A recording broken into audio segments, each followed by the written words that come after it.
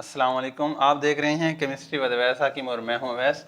तो हम स्टडी करेंगे केमिस्ट्री की डेफिनेशन से कि केमिस्ट्री होती क्या है। केमिस्ट्री क्या है? ये है एक ब्रांच, ये साइंस की एक ब्रांच है जिसमें हम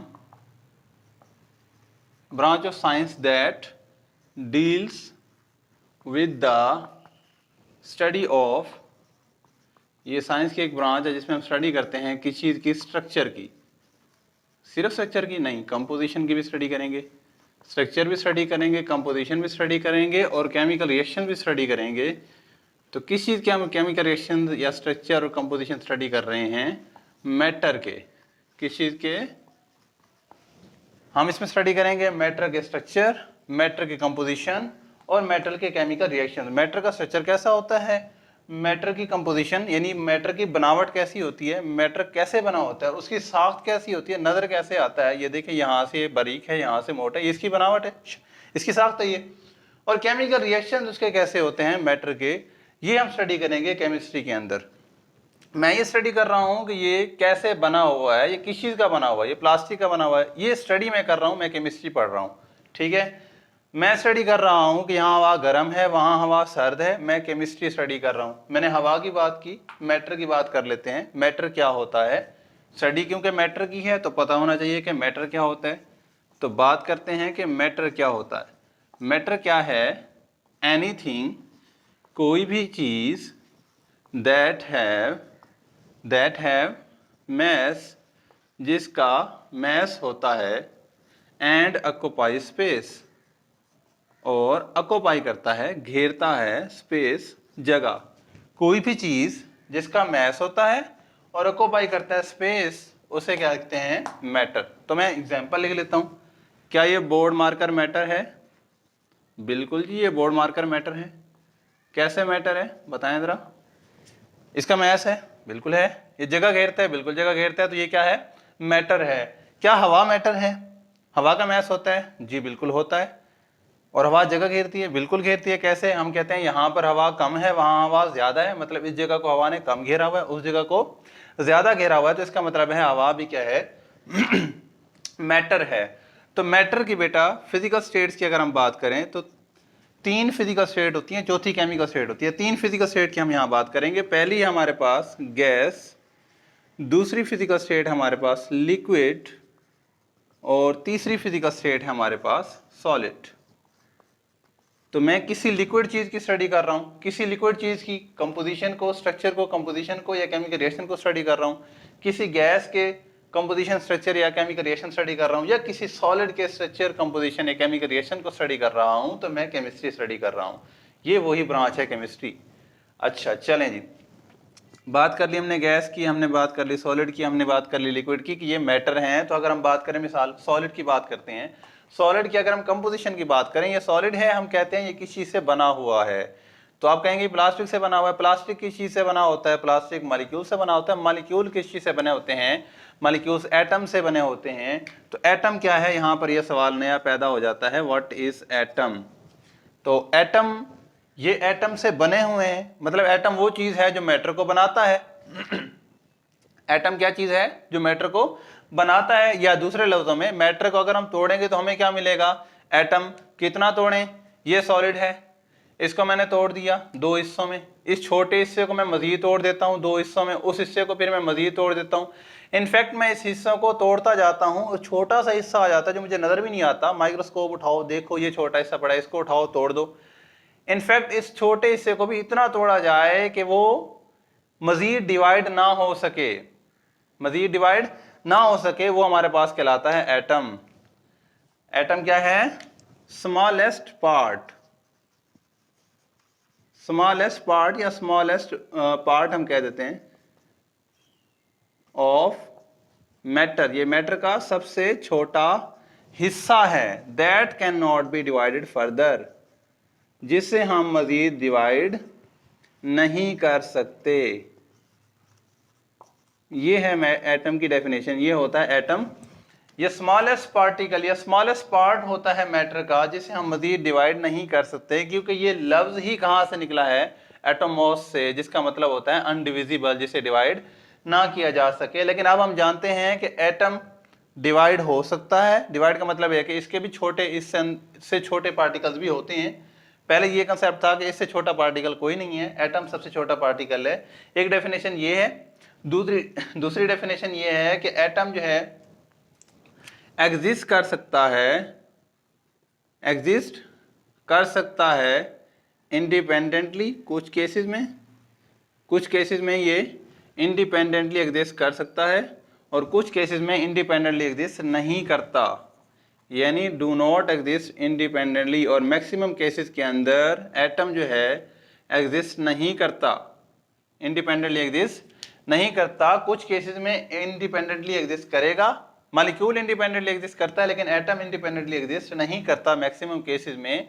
कुछ केसेस में ये एग्जिस्ट कर सकता है इंडिपेंडेंटली। मैं मिसाल देता हूं, अगर हम बात करें हीलियम की, तो हीलियम क्या है? एक एटम है, ये इंडिपेंडेंटली एग्जिस्ट करता है। नियोन एक एटम है, आर्गोन एक एटम है, इंडिपेंडेंटली एग्जिस्ट करते हैं। लेकिन अगर मैं बात करता हूं लिथियम की, मैं बात करता हूं हाइड्रोजन या सोडियम की, तो ये इंडिपेंडेंटली एग्जिस्ट नहीं करते। इंडिपेंडेंटली एग्जिस्ट नहीं करते तो क्या मतलब है? किसी न किसी चीज के अंदर कंबाइंड फॉर्म में एग्जिस्ट करते होंगे। सोडियम की बात कर लेते हैं। सोडियम इंडिपेंडेंटली एग्जिस्ट नहीं करता। किस फॉर्म में एग्जिस्ट करता है? सोडियम एग्जिस्ट करता है in the form of sodium chloride. तो जब सोडियम ने सोडियम क्लोराइड में कन्वर्ट होना है, तो मतलब सोडियम अपने साथ किसको मिलाएगा? क्लोरीन को मिलाएगा। तो सोडियम अपने साथ क्लोरीन किस तरह मिलाएगा? इसके लिए हमें इसका स्ट्रक्चर डिस्कस करना पड़ेगा कि एटम का स्ट्रक्चर कैसा होता है। तो हम डिस्कस करते हैं एटम के स्ट्रक्चर की।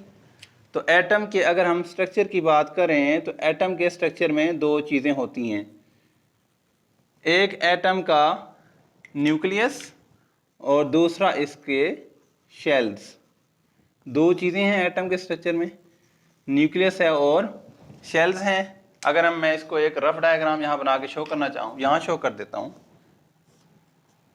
तो ये एटम का न्यूक्लियस है, ये अराउंड उसके क्या हैं? शेल्स हैं। तो मैंने शुरू में यहां बात की थी कि हम कहते हैं कि एटम इंडिविजिबल है, लेकिन एटम से छोटे पार्टिकल होते हैं। वो कौन से होते हैं? एटम से छोटे 100 किस्म के पार्टिकल होते हैं, 100 पार्टिकल्स। लेकिन जो मेजर हैं उसमें वो 3 हैं। पहला है प्रोटॉन, दूसरा है न्यूट्रॉन्स और तीसरा है इलेक्ट्रॉन। आप देखेंगे मैंने प्रोटॉन को यहां लिखा है, न्यूट्रॉन को यहां लिखा है, इलेक्ट्रॉन को यहां लिखा है। इस चीज को हमने कहा था कि ये न्यूक्लियस है। तो प्रोटॉन एंड न्यूट्रॉन कहां पर होते हैं? न्यूक्लियस के अंदर होते हैं। और इलेक्ट्रॉन कहां पर होते हैं? शेल्स के अंदर होते हैं। These are shells and this is nucleus. अब शेल एक से ज्यादा हो सकते हैं। शेल के अंदर इलेक्ट्रॉन होता है, न्यूक्लियस के अंदर प्रोटॉन एंड न्यूट्रॉन होते हैं। अब शेल के अगर हम बात करें तो शेल, पहला शेल को हम के बोलते हैं, दूसरे को एल, तीसरे को एम, चौथे को एन और इस तरह अप टू सो ऑन नाम चलते जाएंगे। या इनको 1 2 3 भी हम कह सकते हैं। पहला शेल, दूसरा शेल, तीसरा, चौथा and up to so on. Shells के अंदर होंगे इलेक्ट्रॉन, न्यूक्लियस के अंदर होंगे प्रोटॉन्स एंड न्यूट्रॉन्स। अगर हम बात करें प्रोटॉन्स की, तो प्रोटॉन के ऊपर होता है पॉजिटिव चार्ज, न्यूट्रॉन के ऊपर कोई चार्ज नहीं होता, न्यूट्रॉन न्यूट्रल होता है। और इलेक्ट्रॉन के ऊपर कितने चार्ज होता है? इलेक्ट्रॉन के ऊपर नेगेटिव चार्ज होता है। ये बात समझ आ गई? इलेक्ट्रॉन के ऊपर है नेगेटिव चार्ज, प्रोटॉन के ऊपर है पॉजिटिव चार्ज, न्यूट्रॉन के ऊपर कोई चार्ज नहीं होता। इलेक्ट्रॉन शेल्स के अंदर रिवॉल्व कर रहा होता है और प्रोटॉन न्यूट्रॉन रिजाइड करते हैं in the nucleus. Proton neutron nucleus के अंदर क्यों होते हैं? क्योंकि प्रोटॉन न्यूट्रॉन का जो साइज होता है, जो इनका मैस है वो इलेक्ट्रॉन से 1836 टाइम्स हैवियर हैं ये, इसलिए ये न्यूक्लियस के अंदर रिजाइड करते हैं। और इलेक्ट्रॉन बहुत ज़्यादा लाइट होने की वजह से इसके अराउंड रिवॉल्व कर रहा होता है। आमतौर पर जो न्यूक्लियस के अंदर प्रोटॉन्स हैं जिनके ऊपर पॉजिटिव चार्ज है, और जो शेल्स के अंदर इलेक्ट्रॉन्स हैं जिनके ऊपर नेगेटिव चार्ज होता है, इनकी तादाद बराबर होती है। इनकी तादाद क्या होती है? बराबर होती है। अगर हम बात करें सोडियम की, तो सोडियम के अंदर 11 प्रोटॉन्स या 11 इलेक्ट्रॉन्स हैं, क्योंकि तादाद दोनों की क्या है? इक्वल है। तो सोडियम के अंदर 11 प्रोटॉन्स हैं, 11 ही इलेक्ट्रॉन्स होते हैं। तो ये 23 का क्या मतलब है? 23 नंबर्स हैं किस चीज़ के? प्रोटॉन्स, न्यूट्रॉन्स के एंड प्रोटॉन्स के। यानी कि सिर्फ प्रोटॉन की तादाद की बात अगर हम करें तो उसे हम कहेंगे एटॉमिक नंबर। एटॉमिक नंबर को जी से शो करते हैं। और प्रोटॉन और न्यूट्रॉन दोनों की कलेक्टिव नंबर्स की अगर हम बात करें तो उससे बोलते हैं मैस नंबर या एटॉमिक मैस, उसको ए से शो करते हैं। जो एटॉमिक नंबर होता है वो सिंबल के नीचे लिखा जाता है और जो मैस नंबर होता है वो सिंबल के ऊपर लिखा जाता है। तो यहाँ से हमें एक बात क्लियर हो रही है कि सोडियम के अंदर 11 इलेक्ट्रॉन्स हैं और 11 ही प्रोटॉन्स हैं। तो इसमें न्यूट्रॉन्स कितने होंगे? बहुत सिंपल सी बात है, ये ऊपर वाली चीज़ क्या लिखी हुई है? प्रोटॉन्स एंड न्यूट्रॉन्स का सम है ये। प्रोटॉन्स एंड न्यूट्रॉन्स का क्या है? सम। और ये नीचे वाली चीज़ क्या है? प्रोटॉन्स के नंबर्स हैं। अगर हम न्यूट्रॉन्स के नंबर फाइंड करना चाहते हैं तो प्रोटॉन्स के नंबर तो हमारे पास फाइंड है दोनों जगहों पर। तो हमारे पास सम कितना है? 23। हमारे पास प्रोटॉन्स कितने हैं? 11। अगर हम यहाँ से माइनस करेंगे तो हमारे पास क्या आ जाएंगे? हमारे पास आ जाएंगे न्यूट्रॉन्स के नंबर। तो न्यूट्रॉन इसमें कितने हैं? 12। प्रोटॉन कितना है? 11। इलेक्ट्रॉन कितना है? 11। तो एटॉमिक नंबर इनका 11 है, मींस इलेक्ट्रॉन इसमें 11 है, प्रोटॉन भी क्या है? 11 है, और न्यूट्रॉन इसमें 12 है, तो मैथ नंबर इसका 23 हो जाता है। ये हमने शॉर्ट से आज थोड़ा सा डिस्कस किया है, इसके स्ट्रक्चर को, केमिस्ट्री के डेफिनेशन को, एटम को, मैटर को। मैं दोबारा रिवाइज करवा देता हूँ। केमिस्ट्री क्या होती है? ये ब्रांच ऑफ साइंस है जो कि हम डील करते हैं, जिसमें हम स्टडी करते हैं किस चीज़ की स्ट्रक्चर की, कंपोजिशन की, केमिकल रिएक्शंस की, किस चीज़ के केमिकल रिएक्शन? मैटर के।